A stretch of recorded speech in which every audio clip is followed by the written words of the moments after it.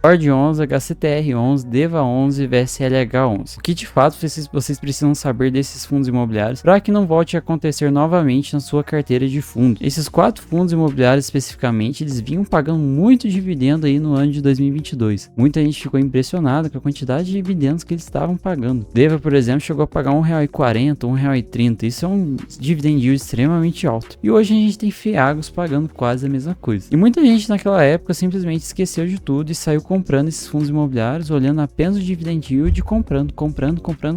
Isso pode ter acontecido com você. E aí hoje a gente tem um grande problema que é, os 4 fundos estão com vários problemas dentro da carteira, estão extremamente inadimplentes e isso de fato pode acabar impactando muito quem investe nesses fundos imobiliários. Mas qual foi o grande problema que envolveu todos esses fundos e que de fato podem estar trazendo mais problemas para os fundos que existem atualmente? Bom, eu vou listar aqui os principais e vocês anotem aí para não estar repetindo novamente. O principal é, muitos desses fundos tinham uma grande concentração em algum dos devedores, possuíam mais de um CRI desses mesmos devedores, e o que é mais bizarro de tudo isso é que HCTR e DEVA, por exemplo, às vezes eles tinham o mesmo CRI, e o que acontecia com muita gente era, o pessoal era cotista desse CRI e acabava investindo. Então, por exemplo, o cara tinha HCTR e tinha DEVA, e os dois tinham o mesmo CRI na carteira, então a pessoa estava exposta 2 vezes ao mesmo CRI, mesmo achando que não estava exposta. E isso é algo que eu digo que fica um pouco bizarro, porque quando a gente olha isso, a gente tem que tomar muito cuidado quando vai investir. E hoje a gente tem fundos imobiliários, por exemplo, a gente pode pegar 2 fundos de papel, o fundo A e o fundo B, e às vezes eles têm o mesmo CRI na carteira. E aí o cotista tá investindo ali, comprando aqueles fundos imobiliários, achando que ele tá diversificando a carteira dele, mas na verdade ele tá ficando exposto aos mesmos CRIs 2 vezes mais. Então, isso é algo que acho que de fato pegou muita gente de surpresa, foi quando começou a dar problema, porque eles perceberam,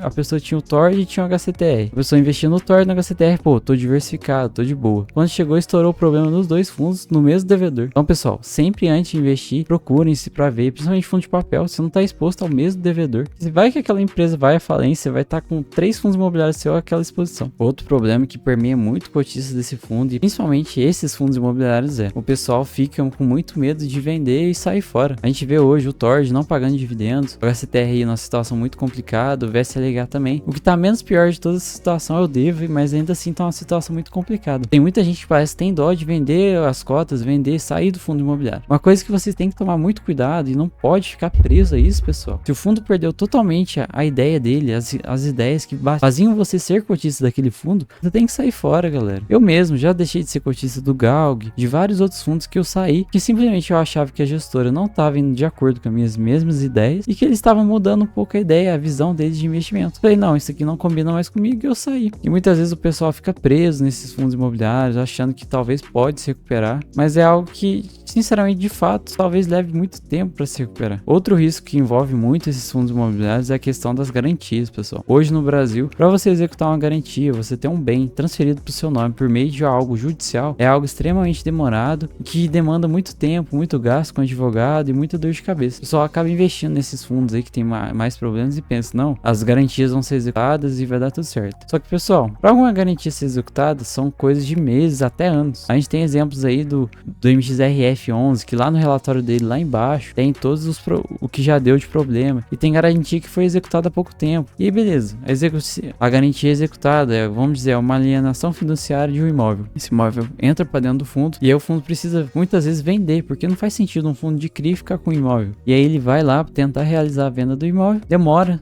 Imóvel não é algo que vai ser vendido em 5, 2, 3, 4 meses. É algo que demora 1 ano, até mais, dependendo do tamanho do imóvel. E quando a gente está falando de empresas, a gente está falando de imóveis que valem milhões. Então, muitas vezes é algo demorado. Demora meses, anos para ser vendido. E até esse dinheiro ser vendido, o fundo receber, essas parcelas entrarem para dentro do fundo, então de fato é algo extremamente demorado e gera muita dor de cabeça pro gestor do fundo e para quem é cotista. Então, assim, não se prendam muito a essa questão de garantias, pessoal. As garantias existem para dar mais tranquilidade para a operação, mas é algo que tem que torcer para não acontecer, que de fato dá muita dor de cabeça. Eu sempre falo isso para quem investe, pra galera que convive comigo, que também investe, eu falo, cara, tá bom, você tá investindo num fundo de mais risco, tá correndo um risco muito grande, alega que se der problema, você tem as garantias para ser executado, beleza, isso é excelente. Porém, você sabe quanto tempo de dor de cabeça que você vai ter para executar essa garantia? Por exemplo, HCTR, DEVA, TORD, todos esses fundos que deram problema, eles deram problema lá mais ou menos em fevereiro. E aí agora a gente tem várias assembleias que aconteceram, vocês estão acompanhando aqui no canal, tem muita assembleia acontecendo, tudo mais. Porém, agora nenhuma garantia foi executada. A gente tem algumas operações entrando em prazo de carência, então eles dão muitas vezes 6 meses, 1 ano de um prazo de carência para a empresa conseguir se recuperar e lá na frente ela vai pagar um juro juros a mais por isso. Porém, nenhuma garantia foi executada, é algo demorado. A gente tem alguns fundos ainda que tem alguns CRIs lá dentro e ainda nem aconteceu uma renegociação. Então, simplesmente inadimplentes, não pagaram nada até agora. Então, assim, o problema começou lá no início de fevereiro, a gente já tá chegando em agosto, com praticamente 6 meses e nenhuma garantia executada. E o pessoal realmente acredita que,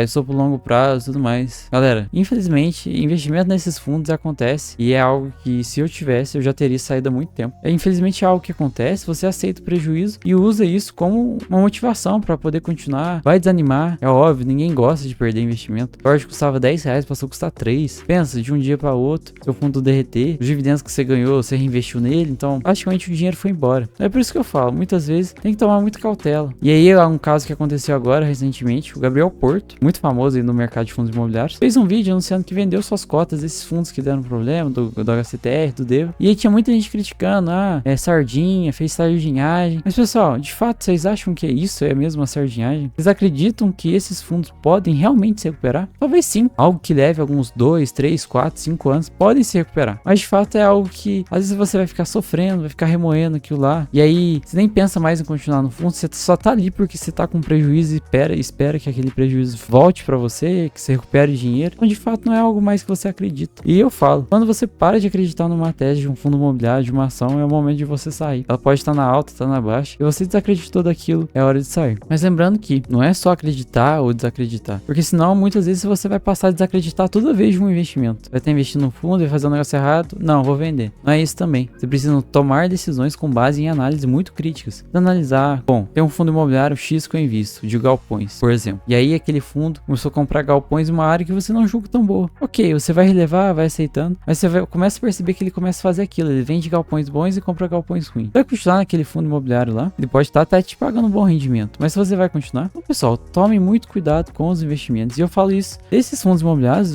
o Tord, o HCTR, que deram problema, e principalmente dos fiagros, né? Tem que tomar muito cuidado em fiagro, porque é algo novo ainda, que agora no mercado tá começando, que muita gente tá investindo igual doido, porque paga bons dividendos. Hoje os fiagros estão pagando aí, tem fiagro pagando 1,40% ao mês, quase 1,50%. Então assim, de porcentagem de coisa, dividend yield de 18, 19%. Isso atrai muita pessoa. Porém, você tem que tomar cuidado. Tem muitos fiagros com concentração, tudo mais. Então tem que tomar muito cuidado. Eu ainda vou trazer um vídeo em relação a isso, sobre os fiagros, essa questão de risco e tudo mais, que atrai muita gente. Então, de fato se um fundo imobiliário não tem mais a mesma visão que você tinha no início, quando você começou a investir nele, quando você começou a acreditar nele, pare de investir hoje. Deixa ele pra trás, aceita o prejuízo muitas vezes, infelizmente. Mas assim, segue sua vida, aprende, continua melhorando nos investimentos. Bom, pessoal, de modo geral é isso. Espero que vocês tenham gostado. É um vídeo um pouco diferente. Eu ainda tô testando. Talvez esse formato ainda não tenha ficado tão bom, a minha forma como eu utilizo a câmera. Mas a gente vai se preparando. Quero trazer mais vídeos desse aqui, batendo papo com vocês. Talvez ele não tenha o mesmo retorno quanto trazer um vídeo aí de falando dos fundos e tudo mais. Mas eu acho que serve para abrir o olho de muita gente. A gente tá precisando disso. E em breve, mais pra frente, eu vou trazer a carteira e a minha carteira aberta para vocês. Mas até lá, eu vou primeiro criar uma racionalidade na cabeça de todo mundo. Como investir tem que ser feito algo de maneira calculada e com muita racionalidade. Então, espero que vocês tenham gostado. Tamo junto. Até a próxima e falou.